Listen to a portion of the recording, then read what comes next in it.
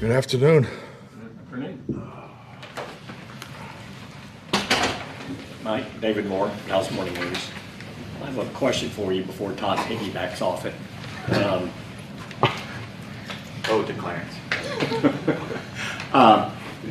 Several of your players were talking after the game yesterday just about Tyler Smith and Micah Parsons and some others, just about the culture and finishing this season out strong. And they were talking about, what you had built here going into this season. I know fans and media, we often tend to look at it just in the season, but do you believe what you've kind of built in these previous 3 years, you're kind of seeing some elements of it here as you finish this out?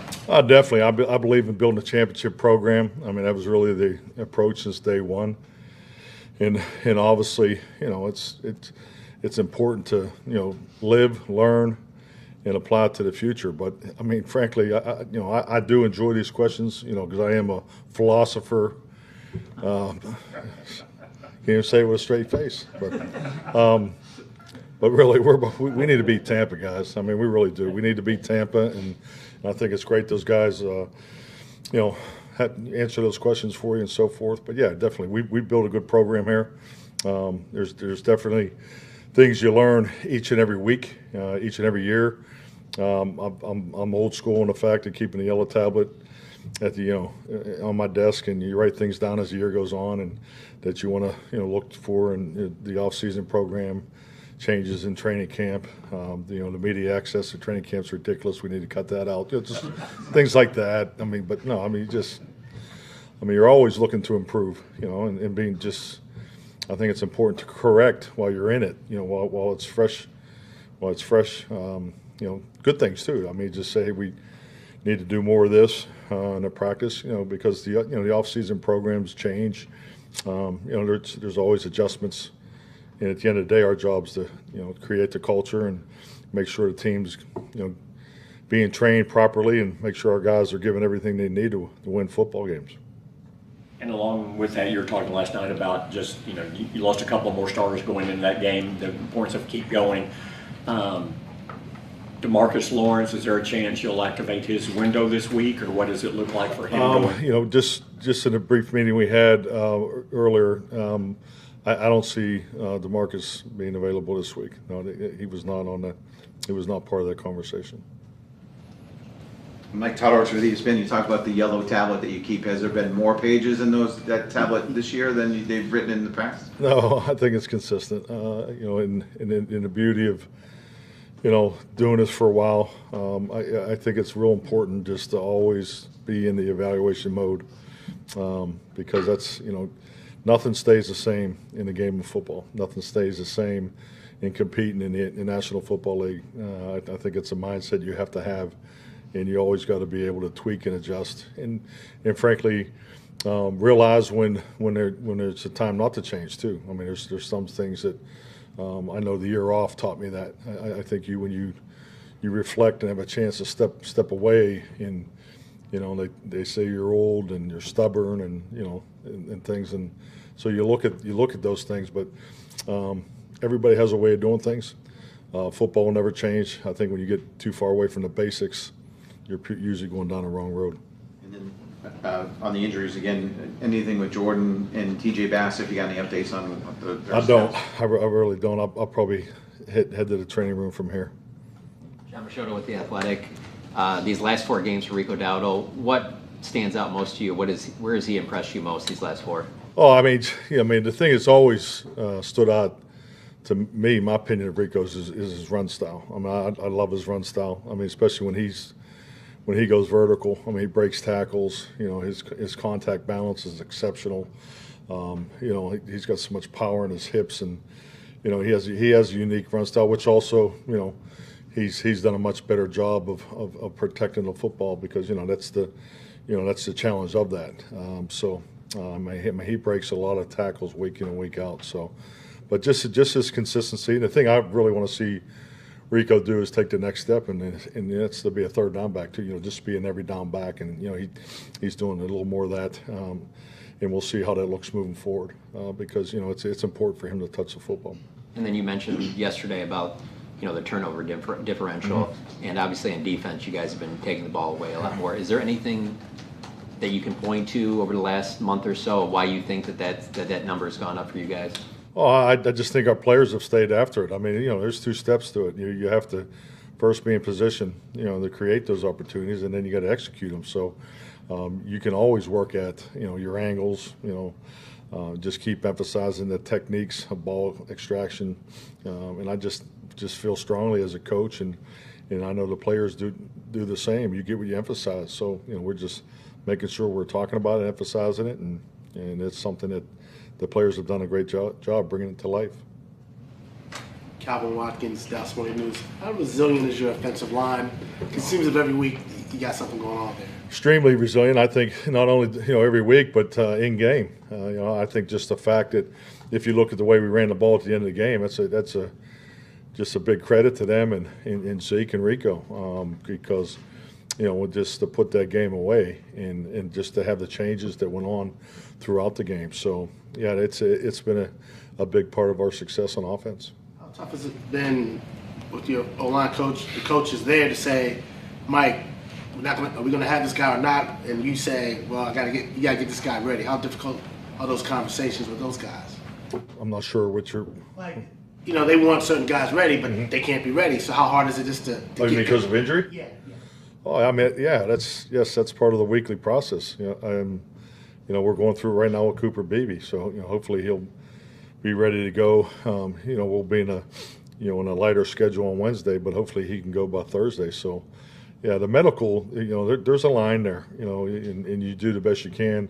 The players are either in the rehab group or they're out or they're full. So, and everybody has a category. So, we have a general idea, and we're always trying to project. And I've always felt when a player can't practice and he's in a questionable mode, it's really twofold. You do what you need to do to get him ready to play in the game, but it's also an opportunity to develop other players, get somebody else ready, but also it's more reps for the younger players too. So there are benefits to that situation too for others, and so I think you just got to keep that in mind, and just that's part of our process.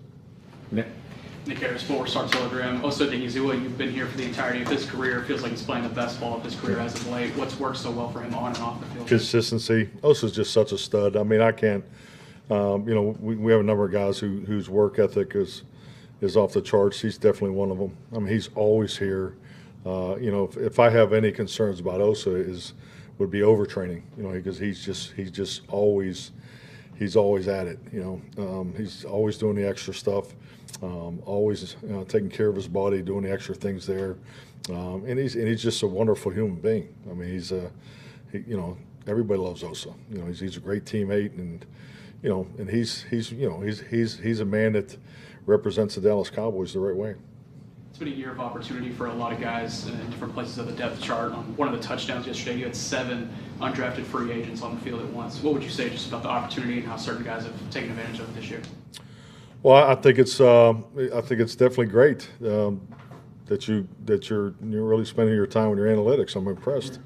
And I think it reflects the fact that we've been kicking ass in the 8th round. So, but I think it's I think it's part of our draft and develop program. No, I'm just proud of those guys. I think they're all examples of just it's not where you start. You just keep working, and when your opportunity comes, I think they're clearly taking advantage of it. So, I think that's awesome. Saad Yusuf, The Athletic. Mike, what are the defining characteristics and traits in your ideal backup quarterback? Well, I think the number one thing I've always looked in the backup is can we continue to play the way we always played? And that's something that Cooper gives us, because when you have to alter, so much, then it also takes away from the training of the others. So I think it's important when you build your roster. When we're in the off season, we're setting the template for the installations of the offensive scheme. You definitely want to have enough for everybody to get through 2 seasons. Is really why this thing really unfolds. But so for the backup quarterback just to go in and just plug and play is important, because the reality of it is when his opportunity comes, there's a good chance of maybe in in the flow of a game. So you're not going to have that full week to get them ready to go in for the first time too. So and it keeps your training regimen the same too. So I think that's very important when you're looking to, to develop and define what the quarterback room is supposed to be like.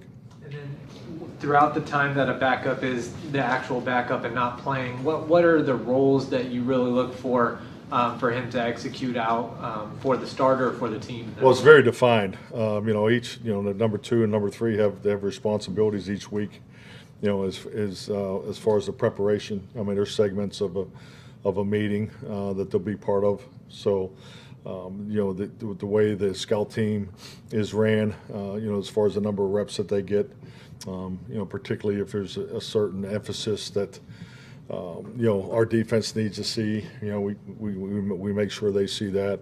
A lot of pre and post practice things that you'll see those guys involved in. If a perimeter player needs work in a certain route or things like that. So yeah, there's a lot of responsibilities that our number 2 and 3 quarterbacks have. Joe. Joe Hoyt, All City Dallas. Building off Calvin's questions, chemistry and kind of cohesiveness is so important on an offensive line. Now you guys have had so many shuffling around. How have you been able to keep that cohesiveness going? Well, it's definitely probably one of the most important positions on your team. I mean, because if you think about it, I used to have a line coach who used to remind me all the time that he coached half the offense. And I'd say, yeah, but I coached the quarterback, so don't ever forget that. But it's I think it's important that you think about it. That position requires 5 guys to be in lock and step, every play, and that's why that room is so important, because whether you have 15 in there or 12, as your numbers coming out of training camp, those guys spend a lot of extra time together, and it's critical because you have to have them. And I think I think clearly since the 16 games, now 17 games, maybe 18 games, I think the heightened responsibility of that rooms is definitely growing. So you have to have it. You can't win without it. I think every year when you look at the playoff teams, the offensive defensive line are a big part of the success of those teams. When Brock Hoffman first kind of emerged, it was like, hey, he did a good job, but let's see how he responds when the tape comes out about him and how other teams now know who he is. How have you seen him kind of keep that going, how he's been playing? Oh, super consistent. I mean, his attitude and energy, what he brings to the workplace has just been on point really since he's been here. Super professional, so well prepared, has a very connective personality, and he definitely deserves, a lot of credit for just the mindset, the play style that he's really helped push along up front. Garrett Podell, CBS Sports. Mike, Trayvon Diggs went from playing 71 snaps against the Bengals to then maybe playing this week to then out for the year. Can you just sort of describe kind of the progression and how he went from returning to now out? Well, I think the biggest thing is, you have to look at Trayvon. Trayvon's always going to try to go. He's a one of the most competitive guys that you'd ever want to be around. Once you cross the white lines. So. He came out of the game and it didn't feel right, and and you go through the process of being examined, and then once we were able to take the scan, get the scan, the MRI, then obviously we are where we are right now. So that's the timeline. And what did you think of the rest of the secondary, filling in Amani Owarie and some of those other guys in Carolina? Well, I think overall, I thought we did a really good job. I think particularly if you just look at some of the stress points that they had, as far as getting in and out of the empty formations and things like that. Because you have to, there was quite a bit as far as checks and things that those guys are involved in, and I thought they did a good job of handling that. Tom. Mike, did you learn anything about Guyton yesterday coming off the bench? And he appeared to play pretty well for you after not being able to practice very much and things like that. Definitely, I think it's another experience for a young player. Anytime you go through an injury situation, especially what he's been through, and he put in a ton of extra time to get ready to be available for Cincinnati, and then see him take the next step in to get ready for Carolina. So yeah, that's all part of the learning process, and it'll definitely serve him well moving forward. And then Dak was at the game. What's the benefit of him being there? Well, I mean, Dak's one of your leaders of the football team. I mean, he's face of the franchise. I mean, it's always a benefit to have Dak around the football team, but I think it speaks volumes about him. I mean, he's still in it. I mean, he's here every day. So he has his things that he needs to work on as far as the rehab part of it. But he's still in the quarterback meetings. He's still in the team meetings, so he's still a part of it. You've shown a high level of trust in Brandon Aubrey pretty much since he arrived here, and he's mostly rewarded that trust. What were your thoughts leading up to the 70-yard attempt, and your thoughts on kicks of that distance going forward? I wish we were indoors. I wish he would have had a real chance at it. I was scared to death when the returner caught the ball. Because I've been on the other side of that before. 2005 in Chicago, if you want to look it up. But it's right before the half, last play of the half. But no, he's earned that opportunity. I mean, he does that on a regular basis. I mean, he's so impressive with his consistency from that distance. So I obviously had the confidence that he can get it done. I know we got a little nervous here at the end because the wind was it wasn't enough to make a decision on the direction in the fourth quarter, but there was a little more wind going to our left, which I guess would have been to the south, than going to the north. So, but hey, we gave it a shot. You talk a lot about trimesters and that kind of thing. You got 3 left. Yeah. Still alive. Do you talk to your team about we're still in this, or you just try to ignore it? No. I mean, we talk about it. I don't talk a whole lot about it. I mean, it's the facts. We know where we are. Very matter of fact about it. We have to beat Tampa. I mean, because we need help. We understand that. So nothing. We have to put ourselves in position to get help. So, and we have to beat Tampa. And I mean, super impressive win. Yesterday against the Chargers. So I mean, that's really what we're focused on.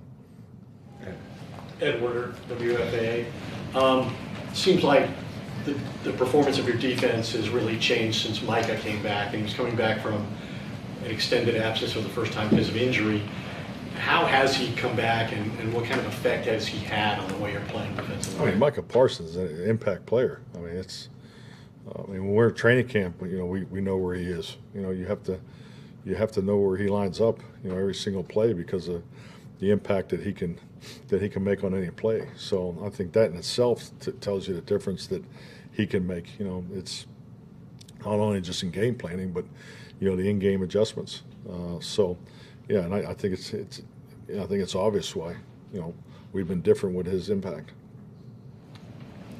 All righty. Thank you, Mike. Thank you.